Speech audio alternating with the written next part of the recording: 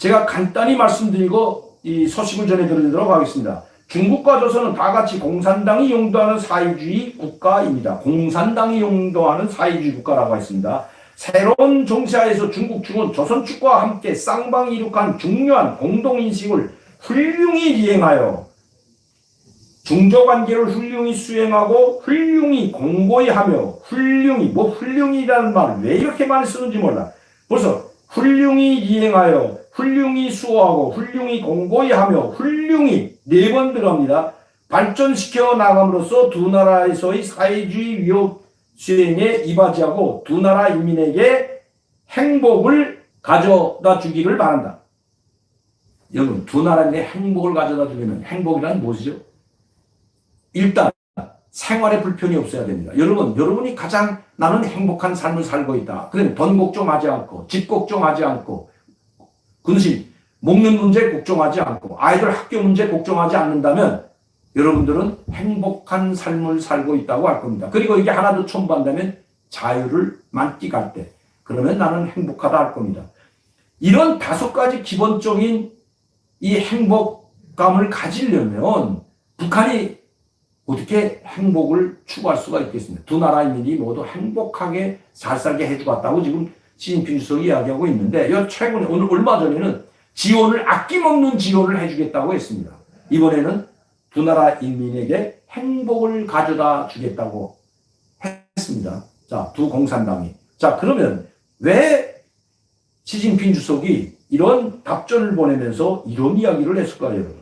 이 답전은 바로 얼마 전에 그 홍수 피해 때문에 김정은이 구두 친서를 보내줬는데 거기에 대한 답전입니다. 7월 30일. 그런데 자, 벌써 여러 차례 친서만 해도 4월 달부터 지금 서로 리준진 북한 주재 중국 대사를 비롯한 또 중국 주재 이용남 그 북한 대사 서로 주거니 받거니 기고문을 노동신문과 인민일보에 싣고 또 김정은은 거기에 축전도 보내고 백돌 중국 공산당 백돌 거기에 또 축전 보내고 서로 수차례 지금 오고 갔는데 이렇게 전폭적인 지원을 약속하고 특히 두 나라는 또 중조 협약, 중조 원조 조약이죠. 그 동맹 체결, 중조 동맹 체결 60돌세 중에서 또 왔다. 자, 수차례 왔다 갔다 했는데 그때마다 시진핑 주석은 꼭 전폭적인 지원을 아끼지 않겠다고 했습니다. 그리고 전폭적인 지원을 하기 위해서 쌀도 지금 배련항,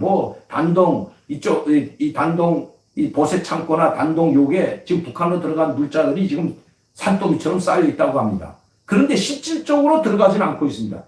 자, 지금 미중 갈등, 이 미중 갈등 속에서 우세에 있는 것은 미국입니다. 지금 중국에, 최근에 여러분들도 아시겠지만 중국의 금융 불화설이 나돌기 시작했습니다. 여러분, 가장 취약한 것이 사회주의 국가들에서 가장 취약점은 금융입니다. 왜?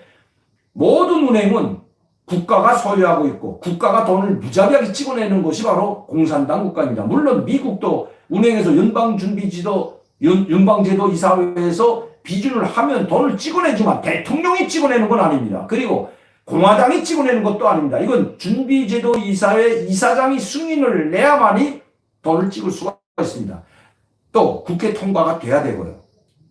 돈을 이번에 2조를 풀어서 경기를 살린다. 이렇게 하려면 국회가 통과되고 연방준비제도 이사회에 통과가 돼야 되고 이사장의 비준이 있어야지 대통령이 제 마음대로 못한다는 겁니다. 그러나 두 국가, 사회주의 국가는 다릅니다. 중국 공산당, 모든 은행이 중국 공산당이 장악하고 있습니다. 국가은행이죠. 중국 공산당이 받아서 찍어내고 국가 그룹들 그리고 대기업들, 중국의 대기업은 다 중요 대기업들은 국가 소속입니다. 직속이 아니라 그냥 국가가 운영한다고 하면 됩니다. 하이얼과 하이에스와 같은 이 전자회사들, 가전제품 회사들 모두 다 국가 소유죠. 자, 이런 국가 소유에 부도가 나게 되면 중국은 무제한 은행에서 지금까지 돈을 풀어줬습니다. 그리고 건설회사들도 국가 건설회사가 상당히 많은데 연영송이든 흑룡강송이든 사천성이든 이런 정부에서 운영하는 건설회사, 국가에서 운영하는 건설회사, 이런 건설회사들이 부동산 투기를 해가지고 엄청난 땅을 사 아파트를 지어서 대고, 여러분 지금 아파트가 장난이 아닙니다. 지금 가보면. 저는 깜짝 놀란 게 1년에 한 번씩 가서 중국에 1년 후에 가보면 새로운 고리가 하나씩 아파트들이 계속해서 들어오고 있는데, 신양 비행장에서부터 이 신양시까지 그 넓던 농토는 하나도 남지 않고 몽땅 아파트로 안에 꽉 찼습니다. 신양공항 가봤을 분들은 아마 알 겁니다. 저는 94년 한국 오기 전에도 중국을 다녔지만 신양공항에서 신양시까지, 연영선 신양시까지 들어올 때는 다리가 건너오기 전까지만 해도 다 그냥 농토였습니다. 농토. 아파트가 없었어요. 그런데 그게 우리 정말 이 분당과 같은 그런 신도시들이 그냥 줄비하게 이루어져 가지고 농토가 하나도 없어요. 몽땅 아파트. 이렇게 했는데 그것도 그 다음에 그렇게 국가가 건설해서 분양을 하게 되면 100%다 융자를 해줘 가지고 집을 10채, 막 5채, 10채씩 샀죠. 그런데 문제는 융자를 얻어서 산 겁니다. 이자가, 근데 그렇게 해서 건설회사들이 부도를 막고 융자를 해주기 때문에. 그런데 그게 문제가 아니라 그렇게 해서 이자를 갚지 못하면 이 개인들이 부도가 나게 시작하면 다음번에는 아파트를 분양할 수가 없는 거죠. 그러면 어떻게 됩니까? 국가건설회사들이 부도가 나게 됩니다. 부도 나게 되니까 몽땅 국가건설회사들은 모두 중국은행에서 무조건 돈을 계속 퍼줬기 때문에 가장 취약한 점이 바로 이 중국 인민은행들입니다. 중국 공산당이 운영하는 은행들. 이거 모래성에 모래에다 송 쌓았다는 것처럼 지금 언제 무너질지 모르는 모래 쌓은 성, 모래 위에 성 쌓았다고 하죠. 모래가 술술 무너지기 시작하면 이거 고착지 못하기 때문에 이걸 항상 미국이 주시해 왔는데, 그리고 경고를 해왔는데 지금 터지기 시작했다는 겁니다. 가장 취약점, 중국 공산당이 가장 두려워하는 것이 중국 은행들이 부도가 나는 현상. 그러면 어떻게 됩니까, 여러분? 국제 신용도가 떨어질 뿐만 아니라 중국 위안화가 하락하고 휴지 조각이 돼버리기 때문입니다. 지금 우리도 지금 달러가 지금 상당히 고공행진하고 있는데 지금 1150원대에서 왔다 갔다 하는데 지금 1110원 이렇게 낮았던 1100원 밑으로까지 떨어졌던 달러가 점점 올라서 1150원대에서 상당히 강세를 보이고 있습니다. 중국 때문에 그런 거죠. 중국 위안화도 지금 상당히 떨어지고요. 그렇게 되다 보니까 지금 중국은 지금 심각한 상황에 처할 수밖에 없습니다. 미국이 아니죠. 중국은 지금 중국이 지투라는 것은 이제 약 1만 불 시대에 왔기 때문에 평균 GDP를 GNP로 나누면 1인당 약 1만 불 시대에 진입했다고 하지만 약 3억에서 4억 명은 아직도 굶주림에 시달리고 있는 소민, 약자들입니다. 이게 3억, 4억이나 되기 때문에 어마어마한 겁니다. 이거 우리나라 몇 개 합해. 야, 이건 뭐 말로도 안 되죠. 이런 인구들이 아직도 이 최빈국, 최빈민으로 있기 때문에 이 중국이 골아픈 거거든요. 중국이 발전했다는 그 도시들은 다 이 동해선, 중국 바닷가와 연결된 도시들입니다. 홍룡강 장춘성도 상당히 뒤떨어져 있고 연변만 가더라도 여러분들 얼마나 뒤떨어져 있는지 알 수가 있는 겁니다. 이렇게 그러나 인구 14억에 1만 불 시대가 왔기 때문에 평균, 왜냐하면 북경이나 상해는 5만 불이 넘어섰고 선전은 약 7만 불까지 올랐고 청도도 약 4만 불 되고 이런 도시들, 이런 대도시들을 중심으로 해가지고 상당히 이제 약진했기 때문에 그것을 평균화하면 1인당 1만 불입니다. 그런데 그 1만 불이기 때문에 지금 14조죠. 미국이 1인당 5만 불에서 4월 17조, 16조가 되는데 약 지금은 23조라고 합니다. 미국도. 그런데 인구가 많기 때문에 G2라고 불리지, 그리고 공산당이 돈을 집중해서 공산당이 좌지우지하기 때문에 이 14조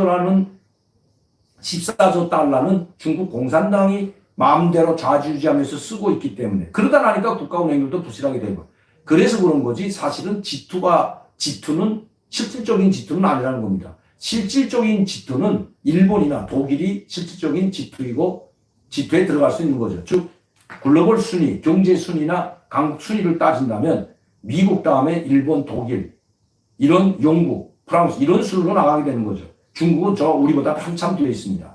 자, 그러나 인구가 많고 돈이 집중화되기 때문에 지금 G2라고 불리고 있고 영향력을 중국 공산당이 행사하는데 그 영향력이 이제는 점점 미국에 의해서 1대1로도 망하게 되어 있고, 파키스탄, 아프가니스탄 쪽으로 나가 있던 그 투자했던 돈들이 지금 하나도 회수되지 못하고 오히려 테러를 당하고 그 이슬람 국가들로부터 테러를 당하고 있는 것이 바로 중국입니다.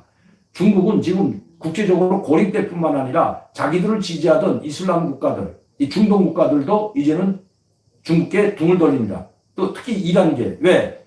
바로 신장 위구르 사람들을 탄압하고 인권 유린하고 탄압하고 정치범 수용소에 가다 놓고 수만 명씩 처형당하고 있는 것을 그들이 알고 있기 때문이죠. 자, 이것은 후에 한 번 더 구체적으로 말씀드리기로 하고, 이렇게 중국이 코너에 몰리자 바로 그 사이에서 비켜나가 있던 북한의 핵 문제도 지금 미국과 중국이 갈등이 격화되면서 북한의 핵 문제에 대해서도 잠시 비켜나가 있었던 북한인데, 이제 중국이 북한을 끌어들이기 시작했습니다. 너희가 우리가 지원을 해줄 테니까 우리 말을 잘 듣고 미국의 뒤통수를 한번 때려달라는 겁니다. 마치도 한반도의 평화와 안정을 바라는 것처럼 하지만, 그래서 이제 또 행복을 추구하고 두 나라 인민 사이에 행복을 주겠다고 했지만, 이 평화와 안정이 아니라 바로 한반도에서 전쟁 분위기, 긴장 격화를 해달라는 것이 중국의 보이지 않는 압력, 보이지 않는 압력이라고도 할 수가 없는 거예요. 보이는 압력, 노골적으로 내놓고 압력하는 거죠. 우리가 모든 걸 다 노하고 지원해주고 도와줄 테니까 너는 미국과 끝까지 맞서서 가라. 핵무기 포기하지 말고 끝까지 가라고, 그런 암시를 보내는 것이 바로 중국 시진핑 주석인 것입니다. 여러분, 전폭적인 지원을 하겠다. 이제는 유엔 제재 따위는 보지도 않겠다. 유엔 제재 너희가 달라는 대로 다 주겠다. 식량 10만 톤도 바로 이제 들어간다고 합니다. 그러면 북한의 식량이 약 한 4, 50만 톤이 당장 필요한데, 아마 10만 톤에 쌀 10만 톤, 옥수수, 밀가루, 설탕, 기름을 해서 엄청난 많은 양이 북한으로 들어갈 것입니다.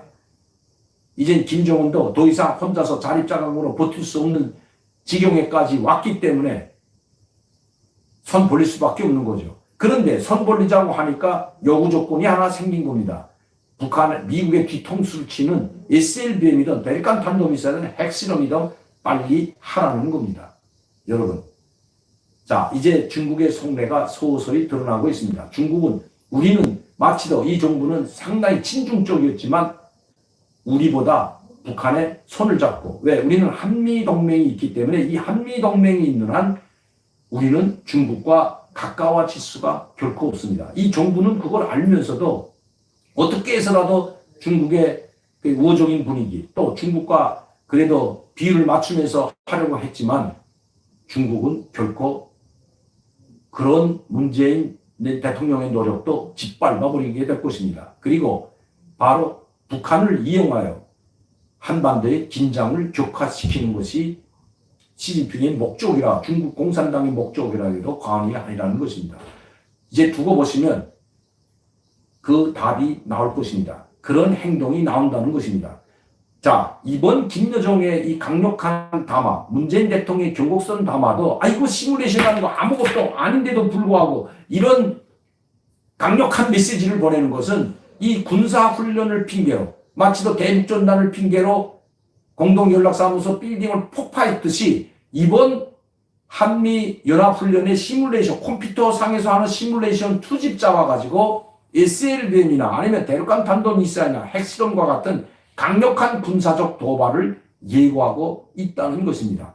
그렇게 해서라도 중국의 지원을 받아서 북한의 체제를 지탱하려는 것이 김정은과 김여정의 목적인 것입니다. 김여정의 이번 강력한 담화문, 문재인에게 한 경고는 바로 이 군사적 도발을 하기 위한 전제 수단으로 사용했다는 것, 이제 여러분들은 곧 보게 될 것입니다.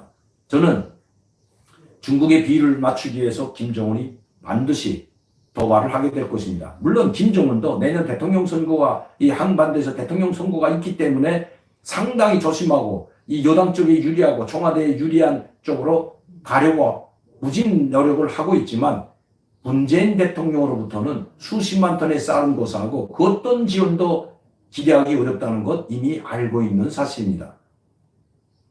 김정은 중국과 손잡고 군사적 도발 감행하는지 여러분 지켜보시기 바랍니다. 얼마 남지 않은 것 같습니다. 자, 희망이나 절망이냐 선택은 너희가 하라고 협박한 김여정의 담화문의 실제 목적은 바로 군사적 도발을 감행하기 위한 전제 수단임을 여러분들께 말씀드렸습니다.